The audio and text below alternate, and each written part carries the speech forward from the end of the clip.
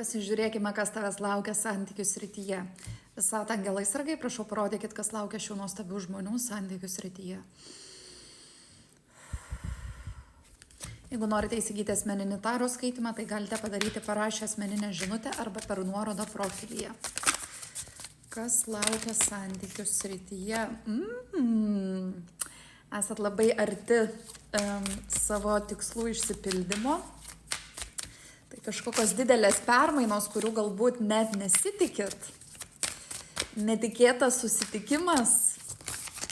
Tie, kurie vieniši, galite netikėtai sutikti savo partnerį. Atsakymai, kurių tu ieškai, ateina. Išlaikyk savo viziją. Ir dar iššoko kortą. Ir ką tau reikia paleisti. Tai tie, kurie esate vieniši, gali būti, kad jūsų aplinkoje jau yra potencialus partneris ar žmogus, kuris rodo jums dėmesį, bet didelė tikimybė, kad jūs nesuprantat ar nemato to dėmesio. Ir būtent dėl tam tikrų ribojančių įsitikinimų žaizdų, tai reikėtų padirbėti savo viduje ties santykių sritimi, ties ryšio sritimi.